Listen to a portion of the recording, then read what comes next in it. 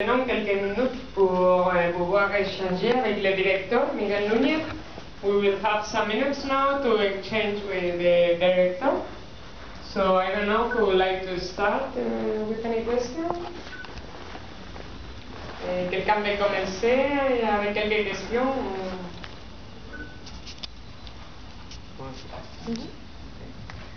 Well, when you go out, you have the opportunity to take a picture with homie. Yeah. I have the poster, and then you can. I took out the face of the main character, Ivan, so you can take a picture outside. Il y a une affiche dehors et en fait vous pouvez enlever le visage d'Ivan et vous pouvez prendre une photo avec les cochons.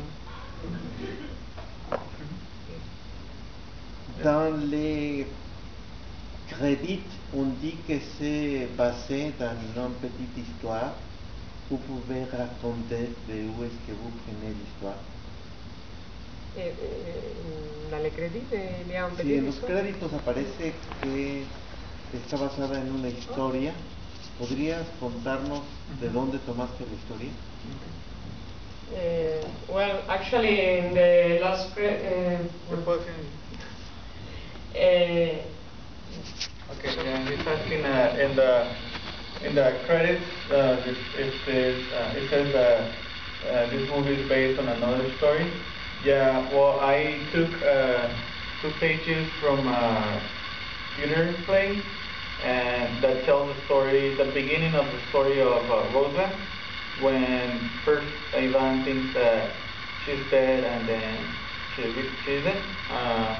That's based on 2 pages from a theater play that I tried to adapt for a long time and I wanted to make a short film about it, but at the end I never could, and so at the end when I was writing Levantamuertos, that story came back to my head and I was able to place it within this world.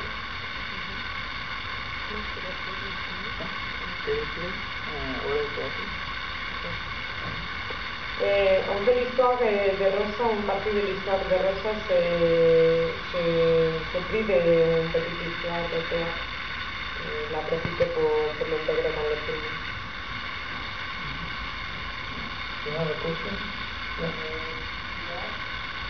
You want to talk a little bit about the subject? Sure. Well, the electricity subject is because it's real. Where I'm from Mexicali, the city, you cannot live without electricity, and the electricity bill is very high. It can cost between $200, $400, or $500 per month, only for electricity, and especially in the summer. And I wanted to portray that in the film, and there's a lot of heat strokes during the summer, and well, not a lot of people are they have the opportunity to pay the bills. So it's always a big problematic in the city where I'm from, and that was the reason I wanted to portray that put that as a context for the film. En fait, l'électricité, ça coûte très cher et à Mexicali, c'est entre 200 et 500 dollars par mois, et donc il voulait aussi parler de ça dans le film parce qu'il y a beaucoup de problèmes de coupe de chaleur, et donc finalement l'électricité c'est très nécessaire. Yeah, but of course I wanted to do it in a kind of dark comedy way. It could be very tragic, but as we see it, this is something that happens every day for us, is tragic and comedic, both. Il voulait mélanger un peu le tragique avec le comique. Oh, sorry. Did his profession, did you have to do any research, or is that an experience? Did you talk to someone? Yes. When first I came out with the idea, and then I wrote the script really fast, like in 1 month. and then I went back to Mexicali and interviewed a couple of people that does this kind of job, and all the dialogues from between them, I basically copy them because they always talk like that, like, oh, you missed it last night, and you know, all this action when it happened, and well, yeah, I interviewed them, and then I understood that they have to have a strong stomach and a sense of humor in order to make this kind of job. Il a Olivier, il a écrit le script ou le dialogue pendant un mois, et puis il est retourné à Mexicali, il a beaucoup échangé avec les gens qui travaillent dans les médias, et beaucoup de dialogues ils sont copiés de ces conversations. Il s'est rendu compte que ces gens ils ont un grand sens de l'humour. Could you talk about working with animals, Dave, and just how some of the challenges, Sure. and the surprises that you find? Yeah, it looks pretty nice in the page when you write it, you know, but when you do it, it's very hard because just transportation for the pig to location and back to the whatever we had it, he'll shit all over. So any car that we transported the pig, then we end up finding a cage, you know, and then also he was very stubborn. If you tell him something, he wouldn't do it. Obviously, he doesn't understand. You can translate it, and then I continue. En fait, on parlait de défis avec les animaux pour le transport. Par exemple, c'était compliqué. Et oui, bien sûr, c'est un animal, donc si tu leur demandes de faire quelque chose, c'est pas si évident. So we end up working around the pig, and he was very stubborn, and then the actor had to talk to him directly into the eye and tell him, you know, we're doing good, we're nice to you, please, you have to cooperate. And that was true, I'm not kidding, it was true, it was to a point, and he got to a point that he did that, and after that, it worked. So. Il a essayé de convaincre l'animal, j'imagine que les cochons surtout pour oui, c'est ça, les convaincre, et finalement il a réussi à les convaincre. C'est plus bon. Yo quisiera saber cuál es el significado de la paloma, porque al principio apareció como si estuviera muerta y después al final apareció cuando encontraron a una de las personas vivas. Entonces, ¿hay algún significado? No lo entendí. Muy bien, pues bueno, si no lo entendiste está bien también, no necesariamente tendrá que haber un significado porque puede significar lo que cualquier persona quiere. Lo que sí es verdad es que quería que, bueno, ya habíamos abierto con esto de la paloma muerta simplemente por las altas temperaturas que hay en la ciudad, y pues a forma de cerrar la película, ahora que Iván va a tomar un nuevo camino en su vida, pusimos otra vez la paloma, ¿no? Bueno, encuentra una persona viva, ya vemos esta paloma que está por ahí viva y que después la escuchamos que vuela, ¿no? Pero, y él toma un nuevo camino, es como un símbolo, también puede ser un poquito literario, pues no necesariamente que sea cinemático. Aquí está cortada la película, porque no se hace tan evidente que se hizo el cambio de profesión. Sí, no está cortada, así es la película, y pues bueno, sí, hubiera tenido, no te lo esperas, sí. Ok, pues, así es. Déjate hacerle. On parlait du significat de chanson, désolé, je ne connais pas les noms. De la palome, d'accord, merci. Et qu'on fait ça comme on les voit au début, on les voit à la fin du film, mais ça, le directeur il voulait sembler sortir les significats de la palome. Et simplement au début, il était mort pour la température des eaux. And about the bird, just they were talking about the meaning of the bird, and he's leaving to you a bit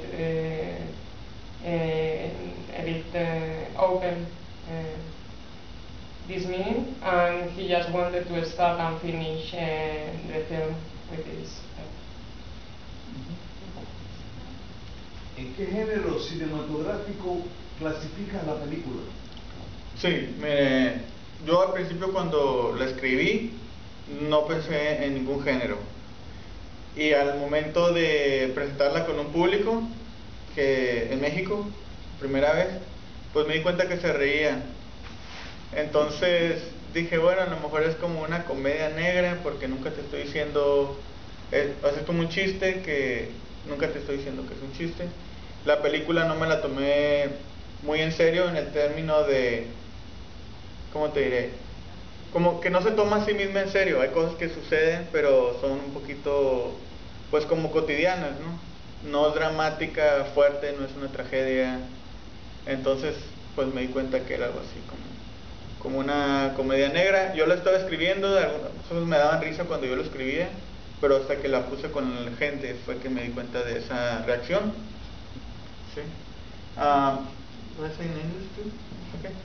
He's asking me what kind of genre the film is, and I think it's, first when I wrote it, I never thought of a genre. I just wrote the story I wanted to tell. And when I screened it for the first time to people were laughing at some points, and then I thought, oh, maybe it's a dark comedy. And you know, when I was typing it myself, sometimes I laugh, but in the inside, you know, that I thought it was funny, but it's like daily life things that you might laugh or not. It's like a joke, but I never tell you it's a joke, you know. It doesn't take itself too serious. Le directeur n'a pas pensé à aucune catégorie en concret, mais après quand il a vu la réaction du public, finalement il a décidé que ça voudrait être un peu comme une espèce de comédie noire, on peut dire.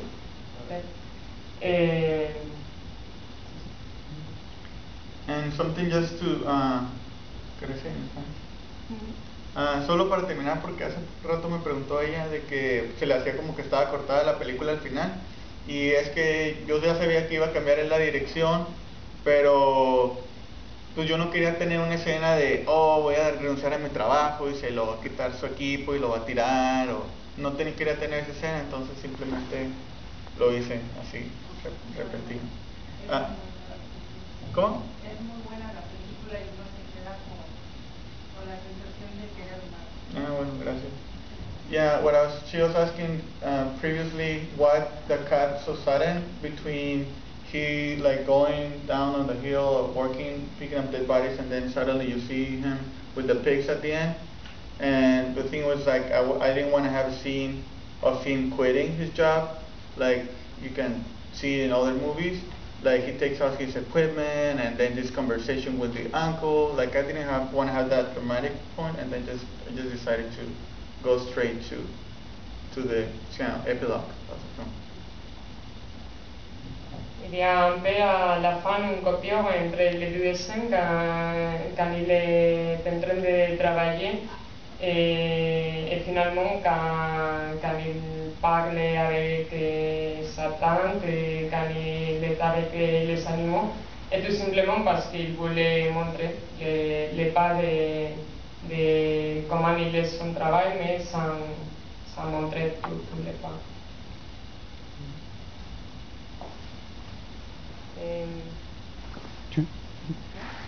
You have a next movie that you can talk about? What would it be, or you still? Yeah, well, I can talk. Yeah.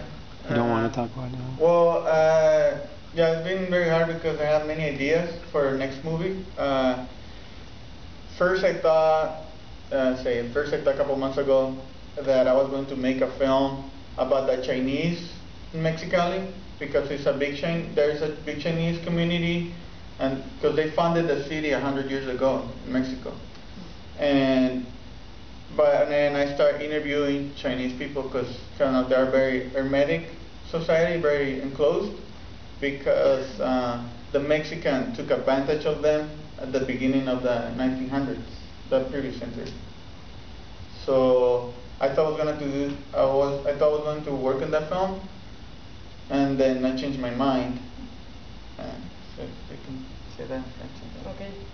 And then I'll translate. Pour le prochain film, le directeur il a pensé à travailler sur la communauté chinoise Mexicali, mais après il a changé son avis. Okay. And well, right now I'm working on a western. You know. Yeah, they changed, right? So I went to Durango, which is a city in Mexico where lots of westerns were filmed. And a friend of mine wrote like 30 pages for a western, and he wanted me to direct. And then that happened when I was working on this film, and then I just put it aside. And then I went to Durango, and then again I was so impressed. And but it's like it'll be obviously, you know, this is a dark comedy. I think my western will be something kind of strange. I see it more like a adventure movie, you know. I'll just throw whatever I want. C'est ça. Après penser sur la communauté chinoise mexicaine, finalement il a changé l'idée.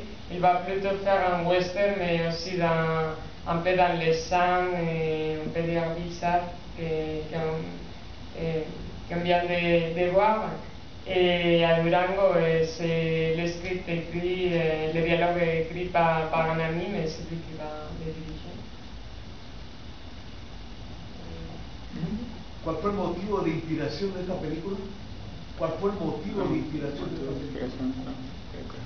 Pues fueron varios, en realidad muchas cosas son muy cosas biográficas, poquito de lo que pasaba.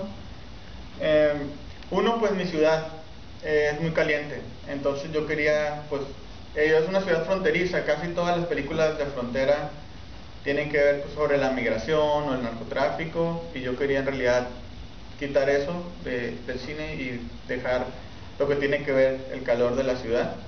Y yo quería hacer una película que se sintiera joven y en la que pudiera hacer lo que yo quisiera sin temor a verme políticamente correcto. Entonces digamos que de ahí partí para hacer esta historia.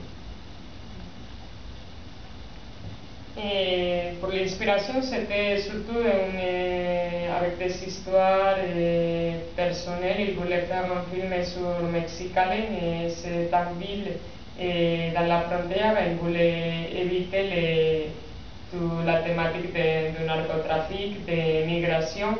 Et il voulait pour son premier film faire un film assez jeune et pas nécessairement politiquement correct.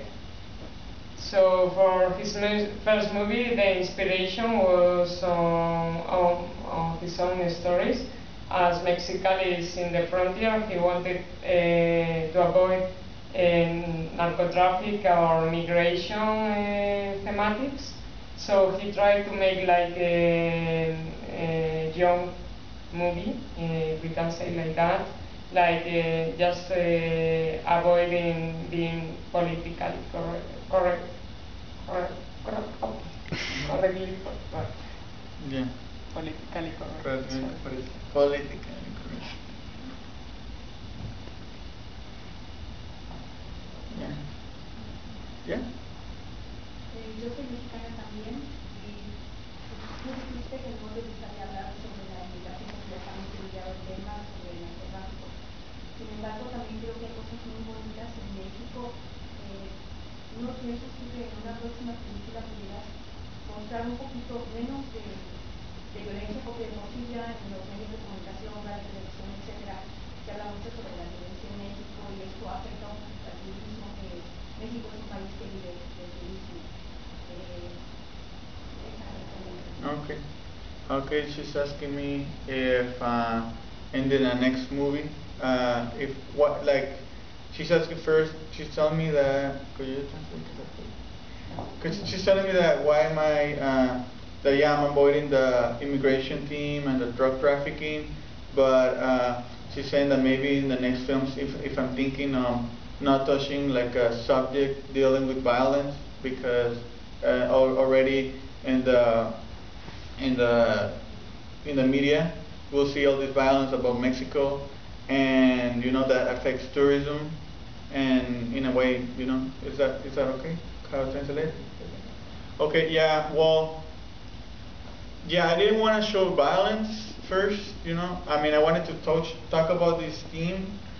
Bueno, lo voy a hacer en español, porque me lo pregunté en español. Bueno, sí, yo no quería mostrar violencia en esta película, y por lo mismo, no, ya en los medios de comunicación hay mucha violencia, y pues yo quería hablar de este tema, pero en realidad pues si mira, no hay nada de sangre en mi película,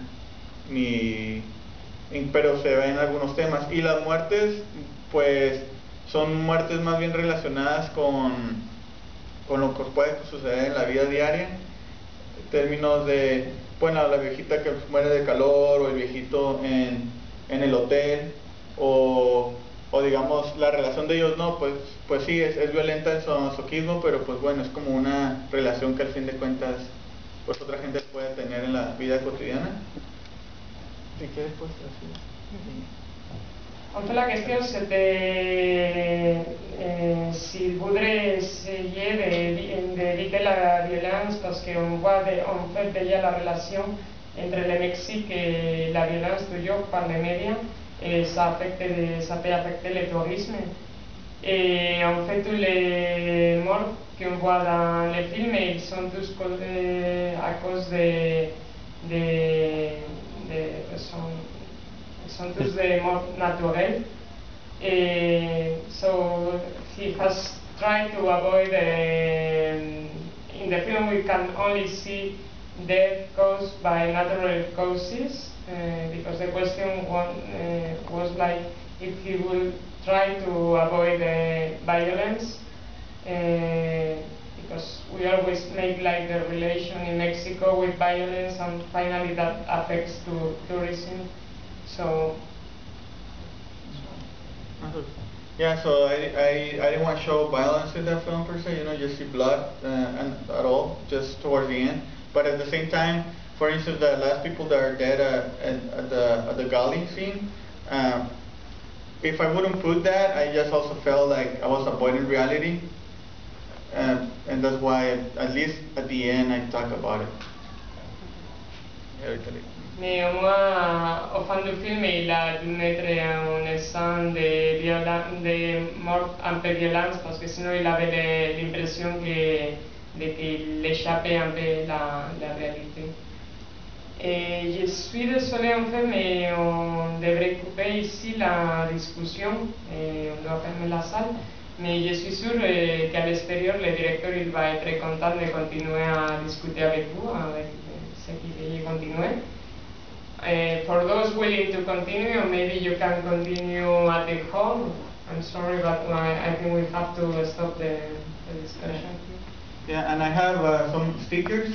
I can give away stickers and other things for the movie for you. And they are, and you can take a picture if you want, I'm sorry, with the comment.